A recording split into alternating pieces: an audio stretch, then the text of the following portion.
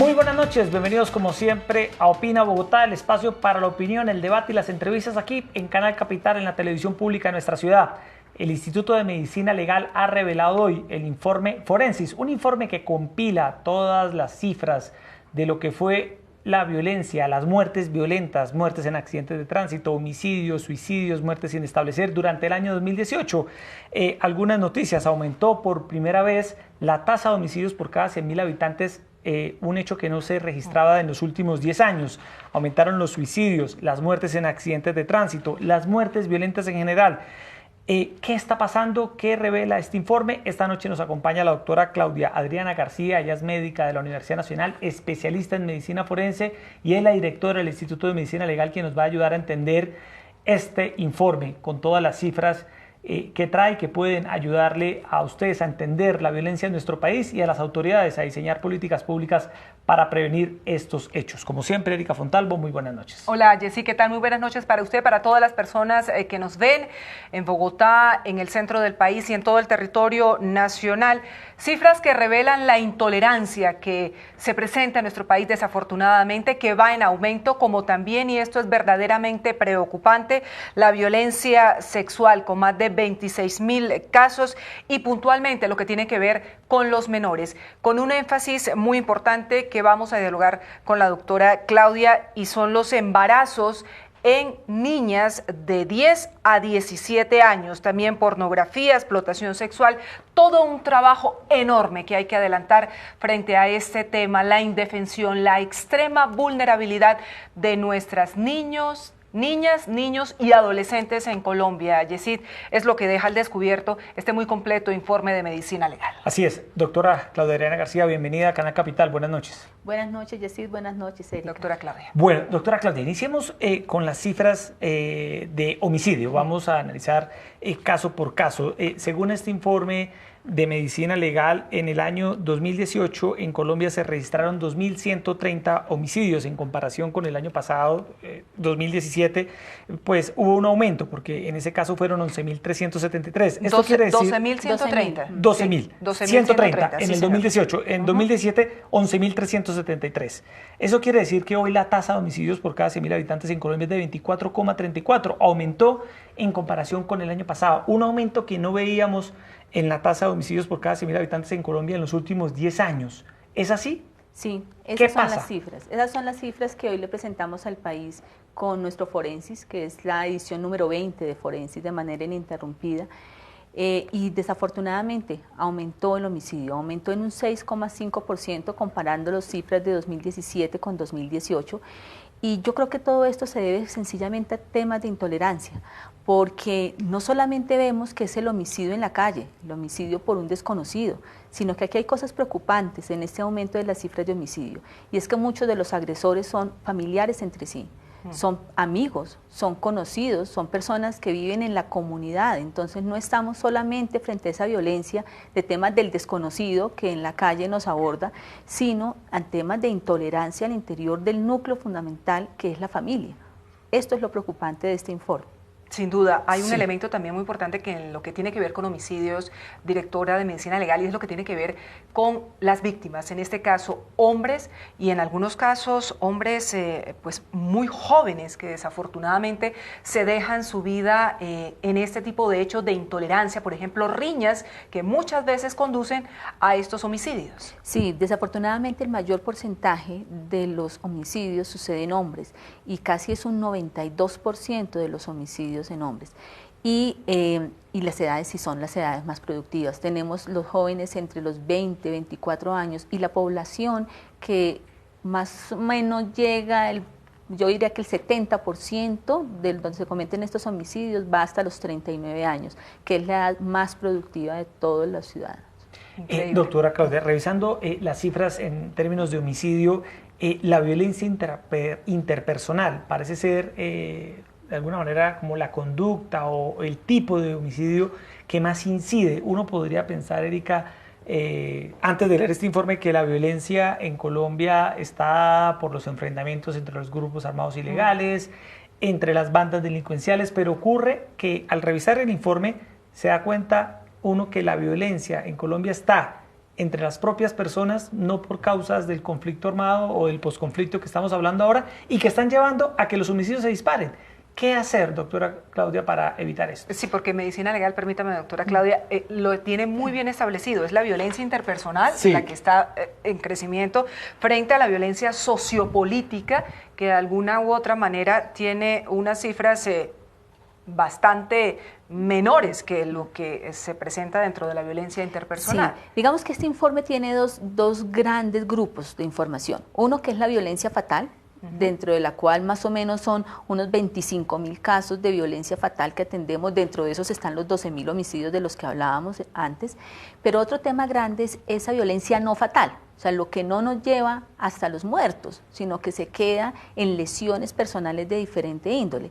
Y allí el instituto tiene una gran representación porque más o menos son 263.000 valoraciones que hacemos al año de esa violencia no fatal. ¿Qué incluye qué, doctora Claudia? Ahí es donde incluye la violencia interpersonal, que es la que tiene el mayor porcentaje, pero también incluye la violencia de pareja, la violencia intrafamiliar y el delito sexual.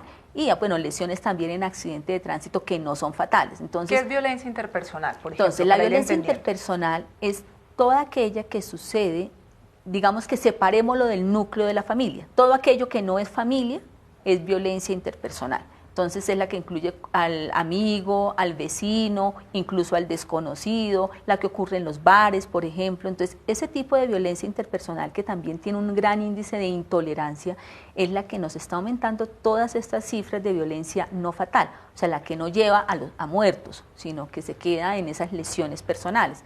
Pero allí también hay un gran porcentaje que es violencia de pareja. Si ustedes se fijan, el informe que presentamos el día de hoy nos dice que esa violencia de pareja sí tuvo una disminución, es de esos pocos hechos que tuvo una disminución.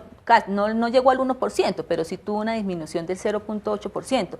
Sin embargo, pensar que 49.000 personas en Colombia durante el año 2018 fueron víctimas de violencia de pareja y que ese porcentaje, casi todas las víctimas son mujeres, porque es el porcentaje más alto, pues nos lleva a que definitivamente tenemos un problema al interior de las familias, en el núcleo de la familia. Sí, es que mire este dato, violencia de pareja, para ratificar lo que dice la doctora Claudia, 49.669 casos en 2018, de ellos las víctimas, mujeres, 42.558 casos frente a 6.881 de hombres, y me llamó mucho la atención, doctora Claudia, los casos se presentan de las 9 de la noche hasta la medianoche, hasta las 12 de la noche, es decir, cuando muchas veces regresan a casa, sí, efectivamente, sí. Y ahí se produce la discusión, la pelea. Entonces, todas las horas en las que más se producen específicamente es eso, después de que la gente llega de trabajar, o sea, cuando debería uno llegar a descansar, a encontrar un hogar en el cual pueda uno, digamos que reconfortarse de lo que le ha pasado en el día, es el lugar, en el momento en el cual hay más violencia de pareja, pero no solamente violencia de pareja, son las mismas horas en las cuales los niños, las niñas y los adolescentes están sometidos a más riesgo de violencia sexual. Entonces se convierte el interior de la familia, el núcleo familiar, no en el sitio protector de cada uno de nosotros, sino en el sitio en donde nos agreden. Y donde nos agreden desafortunadamente nuestros familiares. Sí, el sitio donde paradójicamente, Erika, más seguro deben estar las personas, pues es el sitio donde hay más vulnerabilidad. Sí. Hablando de estas horas, así como lo recuerda Erika, otro tema es el día. El día más violento de la semana es el domingo, según concluye este informe. ¿Qué pasa los domingos? ¿Por qué el día domingo es el día más violento en Colombia? Sí, y es más violento en hechos, como les digo, fatales y no fatales. Aquí sí coinciden tanto los hechos fatales como no fatales. Miren, yo creo que aquí influyen muchas cosas. Volvemos a partir de la intolerancia, pero definitivamente aquí le podemos unir cosas adicionales. A veces los sábados la gente sale a consumir licor y entonces llegan a maltratar a sus niños y a las mujeres al otro día. En vez de llegar a la casa a descansar, llegan a maltratar. Y se convierte entonces en el sitio de menos tolerancia. Definitivamente aquí lo que estamos viendo es que más allá de todas las medidas de protección que debemos de tener, de todo lo que le exigimos de pronto a nuestros órganos como la policía frente a prevención, aquí hay mucho que hacer al interior de la familia, mucho que hacer desde cada uno de nosotros para que le aporte a que estas cifras no vayan en aumento, sino que el próximo año, cuando el instituto esté presentando el Forensis 2019, realmente sí veamos un impacto frente a estas cifras. Yo creo que es desde cada uno de nosotros, no dejarle al otro esa solución de cómo disminuir estas cifras, sino aportar desde cada una de las familias. Es que no podemos tener un policía en cada una de nuestras casas, sí. O sea, Yesid, es que eso sí es verdaderamente insensato. Mire, estas cifras que nos tienen es que sacudir frente a lo que está pasando en nuestro país. En el caso del homicidio, 33 muertes diarias en Colombia. En el caso de la violencia interpersonal, de lo que estamos hablando con la doctora Claudia García, la directora de Medicina Legal, 318 casos diarios con agresor conocido, por supuesto en la mayoría del porcentaje, 57%. La violencia intrafamiliar, esa que se desarrolla entre padre, madre, hijo, hermanos, 78 casos diarios. Violencia de pareja, 136 casos diarios con politraumatismo, es decir, se van ya los golpes, sí. Doctora Claudia, es mucho más. Y el tema de la violencia sexual, que ya quiero que hablemos de ello, Yesid, pero si me lo permite, déjeme ocuparme del tema de los feminicidios. 78 feminicidios que ustedes han identificado, doctora ¿Había Claudia? aumento? ¿Los feminicidios aumentaron en comparación con el año 2017? A ver, pasa lo siguiente, el instituto desde el año 2018, o sea, a finales del 2017, empieza una campaña al interior del instituto para escribir y poder determinar en aquellos casos de homicidios en mujeres si las características de la necropsia médico-legal, los resultados de la necropsia le permiten al médico concluir que desde el punto de vista médico puede constituir un feminicidio. Eso es diferente a las cifras de tipificación del delito, porque la tipificación del delito la hace un fiscal, analizando todo el contexto. Entonces, entendiendo que nosotros estamos hablando de manera de muerte como un concepto médico, esa cifra no me permite compararla con el 2017 porque es un tema nuevo que empezamos a trabajar en el 2018. Por eso no tengo cómo compararla con una cifra del 2017. Digamos que es una de las nuevas cosas que incluimos en este forensis. En este forensis, por primera vez, como usted lo dice, doctora Claudia, tocan el tema del feminicidio. Con las cifras que obtuvieron, con lo que se evidenció en el año 2018, ¿qué conclusiones saca usted?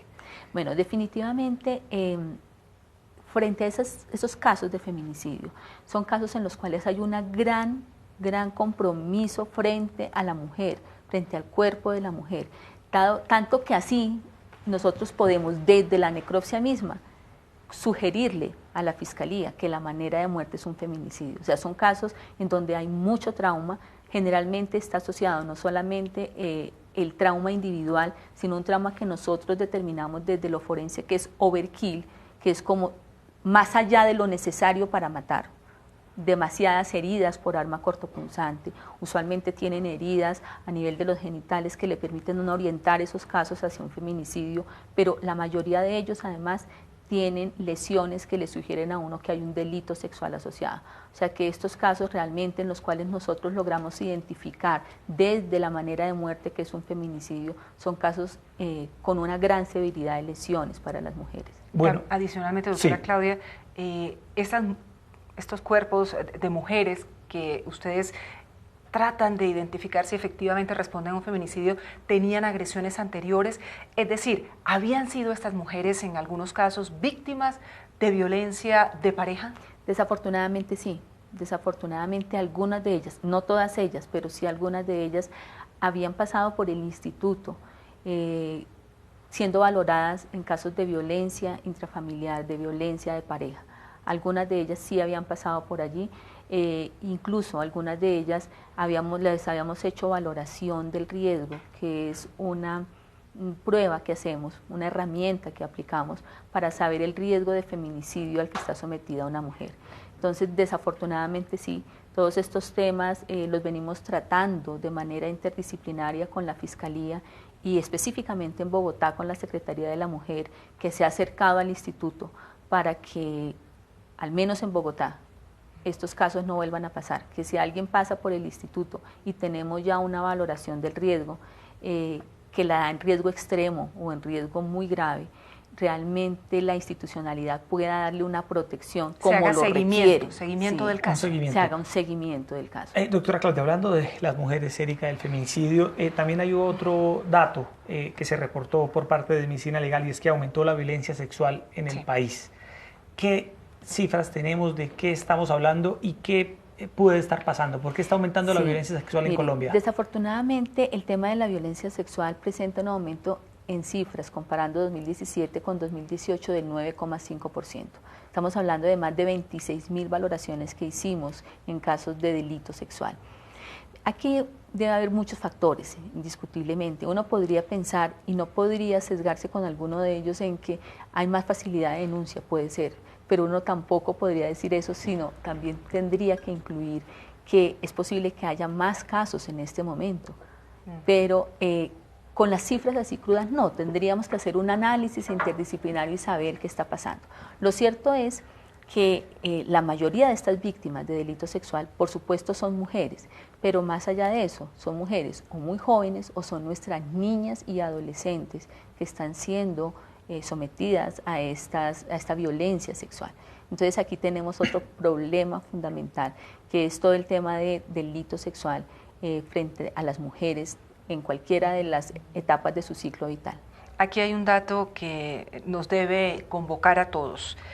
El dato que entrega Medicina Legal, de esas 26.000 agresiones sexuales que van además en aumento en Colombia, claramente el 19.212 son las víctimas mujeres. Hay documentados 7.431 casos de violencia sexual y me llama poderosamente la atención, doctora Claudia, los embarazos. Los embarazos, 9.545 embarazos, Yesid, en niñas de 10 a 13 años, el 59% de ellos, en niñas de 14 a 17 años, el 40% de ellos. Estos no son embarazos claramente deseados. Por supuesto. Esto es un delito. Por supuesto, sobre todo que es que estos casos en los que estamos nosotros documentando, estos 9.545 embarazos, son casos que están judicializados. O sea, necesariamente hay una investigación de por medio, pero más allá, los casos de niñas entre 10 y 13 años claramente son menores de 14 años. O sea, aquí hay un delito claro sobre estas cifras, pero preocupa muchísimo porque es que son niñas que tienen otros niños para educar. Entonces, ¿cómo nos van a quedar estos niños educados si desde la institucionalidad no protegemos todas estas familias? Se nos convierte esto en un círculo vicioso muy, muy difícil. Entonces vemos violencia intrafamiliar en los núcleos familiares, niñas que son sometidas a delito sexual y claramente tienen otros niños dentro de ese contexto del delito sexual, que van a seguir con el ciclo si no hacemos algo como sociedad. O sea, institucionalmente tenemos que hacer algo para darle protección a todas estas menores que están con un embarazo en menores de 18 años, pero sobre todo las menores de 14 años. Porque es que sabe qué pasa, y es decir, los agresores están dentro del círculo familiar.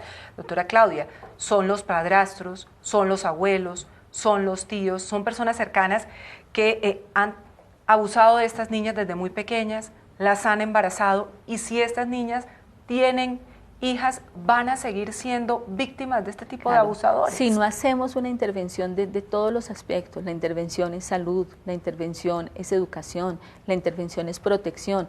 Claro, también la judicialización, indiscutiblemente, y las penas, pero es que todo es un conjunto, no es solamente las penas, es poder intervenir desde todos los aspectos en los cuales una menor que es víctima de esta agresión tiene que recibir apoyo. Bueno, vamos a analizar, Erika, otro de los indicadores, el que tiene que ver con el suicidio, que es un tema preocupante. También aumentó según el informe de Forensis. Doctora Claudia, en el caso del suicidio, ¿qué cifras tenemos y qué conclusión saca Medicina Legal? Este es un tema muy sensible. Nosotros desde la televisión pública tocamos estas noticias relacionadas con el suicidio con todo el rigor y con todo el cuidado del caso, porque lo que queremos, Erika, es hacer pedagogía, es brindar información para que las personas tengan información a la mano y elementos de juicio para que no tomen decisiones de esta magnitud y por el contrario sepan muy bien qué hacer. En este caso, doctora Claudia, se habla de un efecto llamada y muchas veces los medios de comunicación no hablamos del tema porque se generan más suicidios, pero es un tema que está en la agenda pública. Vamos a tocarlo de esa manera. ¿Qué cifras tenemos y qué recomendaciones usted como directora de Medicina Legal le puede brindar a nuestros televidentes? Mire, el tema sí es preocupante. Yo entiendo la preocupación de los medios cuando plantean el no revisarlo con ese peligro de que se puedan aumentar las cifras. ¿Qué estamos presentando? Un aumento del 4.9% de los suicidios en Colombia y definitivamente no podemos desconocer que la cifra de suicidios en un país es un indicador del estado mental de los ciudadanos, de los que vivimos en Colombia. Por lo tanto, mi recomendación básica sería a que nos vayamos, yo creo que desde la primera infancia, cómo es que vamos a educar a estas personas para que al llegar a la adolescencia o a la adultez no tomen estas decisiones. Esto no es una cuestión de prevención en los adultos, no es una cuestión de prevención solamente en los adolescentes, es una cuestión de prevención que la psiquiatría nos enseña, que va desde los niños, que va desde el momento mismo en que una mamá decide amamantar a un niño durante un largo periodo de tiempo, le está reforzando unos criterios de su personalidad que le van a permitir protegerse contra el suicidio. No es cuestión de enseñarle a los niños a que no le hagan bullying a sus compañeros en el colegio. Eso hay que enseñárselos indiscutiblemente, pero es también cuestión de enseñarle a los niños cómo protegerse frente al que le está haciendo bullying en el colegio. Es generar mecanismos protectores para nuestros niños, porque a los niños somos a los que educamos, a los adolescentes ya menos, y a los adultos difícilmente los educamos. Entonces es lograr un cambio en la política pública que nos dé elementos para que nuestros niños, desde la primera infancia, desde que son bebés, empiecen a obtener mecanismos que les permitan protegerse frente al suicidio. Por eso es que es importante hablar de estos temas, hablarlo en temas de prevención, pero mucho más atrás, como les estoy diciendo, no es a juicio del instituto, no es tocarlo cuando ya estamos en la adultez, que claro, hay cosas por hacer, cuando estamos en la adolescencia hay cosas por hacer, pero hay muchas cosas por hacer en política pública desde que somos muy bebés. Ese es el mensaje, sí. El suicidio es prevenible, sin lugar a dudas. 7 muertes diarias por este tema en Colombia, 2.696 casos el año inmediatamente anterior, y a mí esta es una cifra, un dato, doctora Claudia, que me ha impactado enormemente revisando este trabajo, insisto, muy bien hecho de medicina legal. 2 niños de 5 a 9 años que se quitaron la vida en Colombia, además 112 que lo hicieron de 10 a 14 años y 170 de 15 a 17. ¿Qué puede llevar a un niño entre los 5 a los 9 años a quitarse la vida? Sí, son casos muy difíciles y son análisis muy complejos que hacemos. Desafortunadamente, dentro de las causas que vemos en los niños, vemos unas causas que uno no esperaría. Vemos niños que se enfrentan a problemas escolares y, como digo, no tienen los mecanismos para salir de estos problemas escolares. Pero hay una cosa además preocupante en nuestros niños y nuestros adolescentes. Algunos de ellos, como razón del suicidio, dejan entrever problemas de pareja. ¿Problemas de pareja? Problemas de desamor. Cuando uno esperaría que en esa edad no tengan los niños esos conflictos de pareja que los lleven a tomar estas decisiones. Entonces miren cómo se vuelve todo en un círculo de cosas, ¿no? Los problemas intrafamiliares, los delitos sexuales, la falta de apoyo en esos núcleos familiares. Si al interior de la familia estamos viendo semejantes grados de violencia, ¿quién está entonces cuidando al niño? ¿Quién está pendiente de si el niño realmente tiene dificultades? Una niña, un niño que son pareja ya a los 12, 13 Exactamente. años. Y hay una ruptura y uno de ellos decide quitarse la vida. Eso pasa en nuestros niños. Por eso es que miren que todo es un círculo. No podemos dejar de analizar todos estos contextos que está mostrando Forensis de manera descontextualizada. Uno lleva al otro y uno hace parte del otro. Todo es un ciclo de violencia que tenemos que empezar a romper. Y están claras las indicaciones, las recomendaciones que usted ha hecho aquí, doctora Claudia, desde Medicina Legal, para que ustedes, los televidentes, tengan información para abordar un tema tan complejo como este. Hablemos de otro indicador. Las muertes en accidentes de tránsito, Erika, también aumentaron en el país. 19 cada día. Así es. ¿Qué cifra tenemos de las muertes en accidentes de tránsito según este informe reciente de Medicina Legal? ¿Cómo vamos este año y por qué han venido en aumento? ¿Tiene que ver algo del consumo, del licor? con conducir, irrespeto de señales de tránsito. ¿A qué obedece que se esté incrementando las muertes por accidentes de tránsito en nuestro país? Sí, desafortunadamente siguen en aumento, un 1.9% se aumentaron entre las cifras del 2017 y del 2018. Tenemos en accidentes de tránsito 6.879 muertes en estos eventos de tránsito, y tiene que ver, lo que nosotros alcanzamos a determinar desde el instituto es que sí, muchas de ellas están relacionadas con el consumo del alcohol, pero sobre todo con la imprudencia al no respetar las señales de tránsito. Son los dos aspectos, tal cual nos decía Yesid en este momento, los que aumentan estas cifras.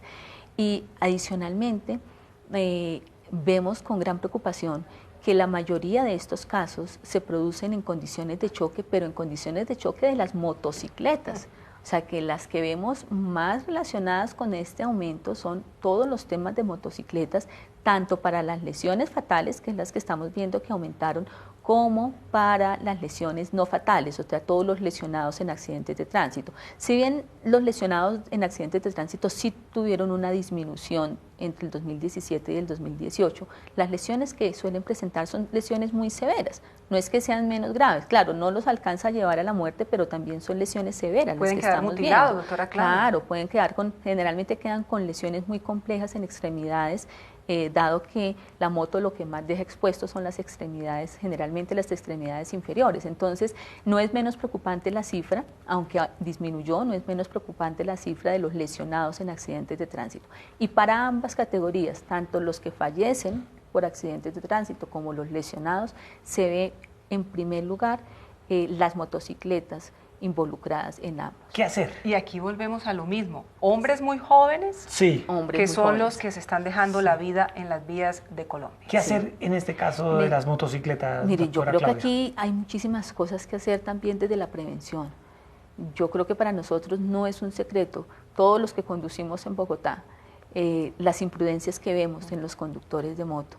Creo que hay muchas normas de tránsito que se incumplen por parte de los motociclistas, y que aquí sí es cuestión de prevención y aquí sí es cuestión de campañas. O sea, la gente tiene que entender que cualquier elemento, cualquier vehículo automotor, incluyendo por supuesto las motos, es un posible detonante de un homicidio. O sea, tiene la potencialidad de matarse o de matar a alguien si no se maneja con precaución. Es tan grave como manejar un arma de fuego de manera inadecuada, pero eso creo que no lo alcanzamos a entender.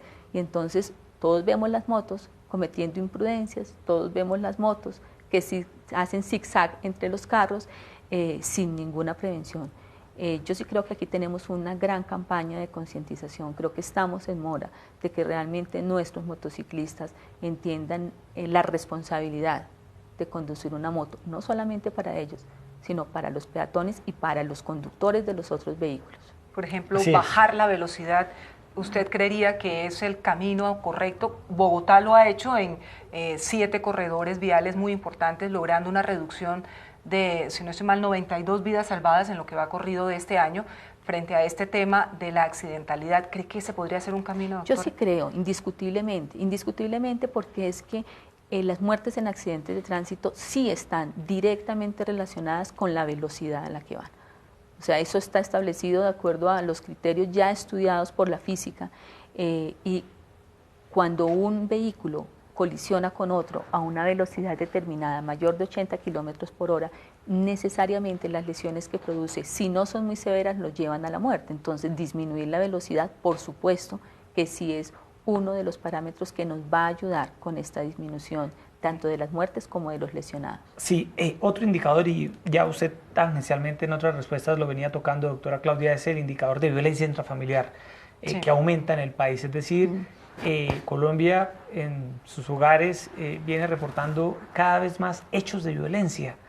¿Qué está ocurriendo con los hogares en nuestro país? ¿Por qué tantos episodios de violencia intrafamiliar? ¿Es falta de tolerancia, falta de educación, falta de comprensión, de soluciones, Erika, pacíficas, de diálogo para solucionar los problemas? Sí. ¿Qué puede estar pasando? No somos capaces de superar nuestros conflictos, directora, ¿no? Nos quedamos en ello y todo desencadena.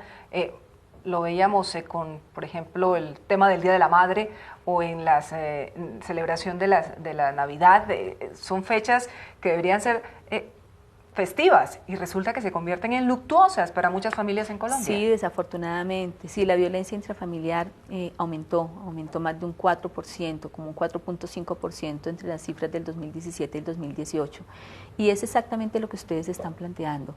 A mi juicio es un tema de intolerancia, es un tema en el cual no nos acostumbramos en familia, que es lo más importante alrededor de cada uno de nosotros, de realmente discutir los temas en los que tenemos dificultades y resolverlos. ¿Qué es lo que uno ve usualmente cuando lee las actas de inspección a cadáver o cuando escucha a las víctimas de este tipo de violencia?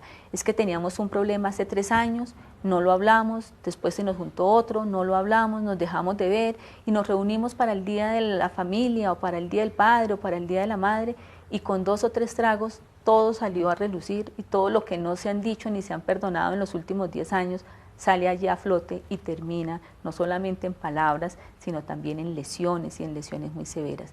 Yo creo que nos falta entender, y por eso es mi invitación, a entender que todo esto lo empezamos resolviendo en familia, lo empezamos a resolver si logramos ser capaces de hablar con esas personas con las que vivimos, con nuestro esposo, con nuestra esposa, con nuestros hijos, y realmente que el diálogo sea la manera de resolver, que realmente el diálogo nos lleve a entender las diferencias con el otro, nos lleva a ponernos en los zapatos del otro y nos lleva a entender que las diferencias no necesariamente se resuelven con violencia, que todos somos diferentes y que si no logramos resolver las diferencias al interior de la familia, ¿cómo pretendemos resolverlas fuera de la familia? ¿Cómo pretendemos resolverlas en los otros ambientes en los que nos desempeñamos día a día? Usted hablaba antes, directora, del tema de salud mental. El tema de salud mental que puede ser transversal a todas estas formas de violencia, y cuando uno escucha salud mental, la gente dice, mire, no, respéteme que yo no estoy loco, porque cree que es un tema de psiquiatría. Sí, efectivamente, de enviarlo al manicomio. ¿Qué es la salud mental y cómo deberíamos los colombianos ocuparnos cada vez más de nuestra salud mental, teniendo en cuenta que hemos sido un país que durante décadas hemos estado expuestos, los ciudadanos, a un conflicto que todavía no termina? Se firmó un acuerdo con un grupo al margen de la ley, pero seguimos de manera permanente viendo distintos episodios de violencia, tanto en las zonas rurales como en las zonas urbanas. El tema de salud mental yo creo que es transversal a todos nosotros, y todos nosotros como seres humanos tenemos unas posibilidades, siempre vamos a tener unas posibilidades de mejora frente a nuestros comportamientos con los otros. No es cuestión de enfermedad, no es cuestión de que tengamos que estar medicados, no es cuestión de que tengamos que ir a sesiones con el psicólogo, con la psiquiatra. Es un tema bastante sencillo de nuestro día a día.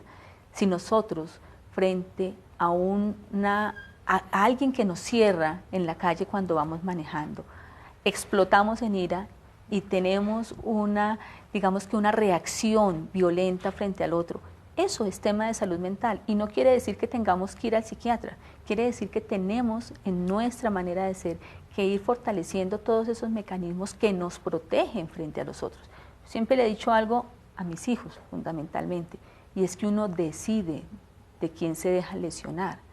Uno no puede andar por el mundo diciendo que todo el mundo lo lesiona, sino que frente a una agresión yo decido cómo responder. Y es un acto de decisión. Cuando yo decido cómo responder, yo decido las consecuencias, no se las dejo al otro. Entonces, el otro me puede agredir a mí, pero mi responsabilidad es parar, pensar y tomar la mejor decisión asumiendo las consecuencias de mi decisión. Eso es salud mental. Y no necesariamente es ir al psiquiatra. Es ese tema de poder educar al que tengo al lado. Entonces yo educo a mis 2 hijos, que ya en este momento son adultos, pero los empecé a educar de niños, claro, diciéndole cómo responden ante la agresión. Sí, en términos generales ya hemos ido revisando, Erika, capítulo por capítulo, pero en términos generales, directora, ¿ve uno un país donde los episodios de violencia de diferente tipo vienen en aumento? ¿Por qué estamos en un país donde los hechos de violencia que ustedes reportan pues no bajan, no ceden? Se firmó la paz con las FARC, pero parece ser que la violencia sí estaba ahí, sin duda alguna, pero también está en otros campos, como lo hemos Le visto en echábamos esta la culpa a lo que estaba entrevista. pasando con la guerrilla y no nos dábamos cuenta de lo que está ocurriendo en nuestros hogares, en el interior de nuestras familias. ¿Es Colombia un país violento, directora? Discutiblemente yo creo que es un país intolerante y la intolerancia nos lleva a la violencia y es lo que ustedes acaban de resaltar y lo resaltaba yo esta mañana cuando presentaba el Forensis. Nuestro Forensis dice datos para la vida. Llevamos 20 años porque es exactamente el mismo lema de Forensis durante los últimos 20 años, presentándole datos al país, buscando que los datos sirvan para mejorar la calidad de vida de los colombianos y las colombianas. Yo no digo que no hemos mejorado, porque finalmente, en términos generales, durante los últimos 10 años veníamos en una reducción, por ejemplo, de homicidios, ¿no? Sin embargo, creo que nos falta mucho. Me preguntaba decir si Colombia es un país violento. Sí, nuestras cifras siguen diciendo que es un país violento. La esperanza que yo tengo es que logremos impactar el núcleo central de nuestra sociedad, que es la familia, y no dejarle solamente a las autoridades, solamente a los entes de control, solamente a la cárcel, la solución de todos los problemas, porque yo sí estoy convencida de que la familia debe ser la solución a todos estos índices de violencia. La educación y la prevención, ¿dónde debe empezar, directora? Sí, en nuestros hogares, pero cuando hay un hogar desestructurado, cuando hay un hogar que está roto por muchas circunstancias, entre otras el abuso, ¿por dónde comenzar? Cuando muchas veces tampoco en las escuelas y en los colegios, sobre todo, por ejemplo, de zonas rurales, vemos departamentos como Amazonas, como Casanare, muchos que han sido tocados por estos fenómenos de violencia.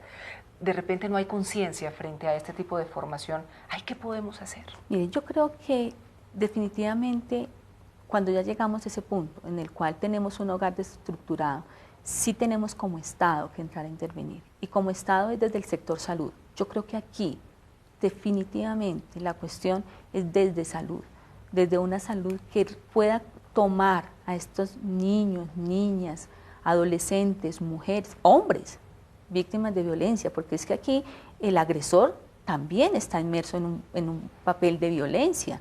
O sea, aquí no sufren solamente las víctimas, todo el núcleo familiar, en donde realmente podamos darle un apoyo desde salud, desde lo psicológico a todas estas víctimas, donde logremos darles elementos que les permitan pasar más allá del ciclo de violencia que tienen en su familia, porque si no, lo que dice Erika sería cierto, entonces estaríamos perdidos si no tenemos la familia como núcleo fundamental. No, la primera invitación sí es a la familia, pero la segunda es para aquellos casos en los cuales la familia ya no puede ser ese hogar protector, que el Estado se haga cargo de estas personas que están siendo vulneradas y realmente logremos darle un apoyo, para mi gusto, desde salud. Creo que es lo fundamental.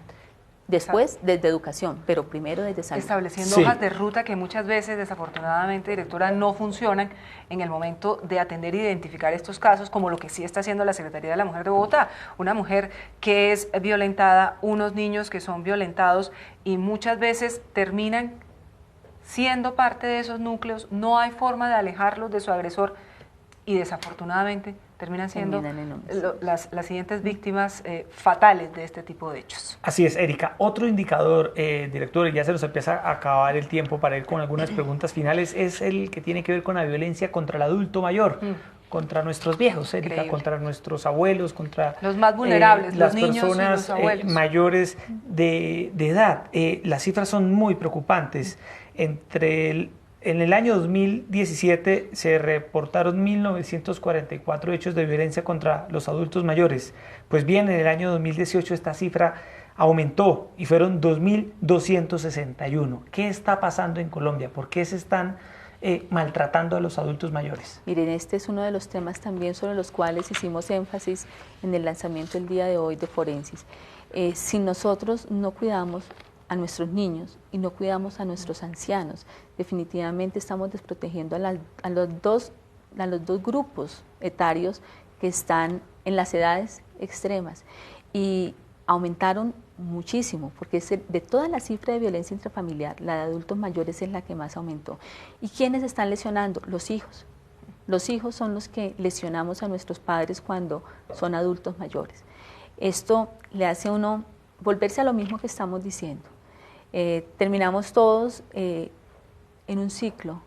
Yo no podría asegurar que el que maltrata al anciano es que fue maltratador de sus hijos, pero seguramente si uno hace un estudio juicioso, debe haber alguna relación entre niños que son maltratados y adultos que van a maltratar a los adultos mayores, porque todo esto es un ciclo. Por eso tenemos que romper el ciclo, tenemos que romperlo desde salud, a mi gusto, y desde lo personal, dándole elementos a cada uno para que aporten y además al sector salud para que aquellos que son casos en los cuales se requiera realmente una intervención, se logre hacer una intervención en salud mental. Y cuando hablamos de salud mental, para que a nuestros oyentes les quede claro, no estamos hablando de que necesitamos psiquiatra para todos. Estamos hablando de que todos nosotros como seres humanos podemos fortalecer día a día esos mecanismos de defensa que tenemos para protegernos de los hechos violentos. Nos ensañamos con nuestros niños y contra nuestros adultos. Y en el caso de los niños, directora, hay una figura que preocupa y mucho, y me atrevo a mencionarla a pesar de que esto pueda generar malestar en algunos, y es el del padrastro.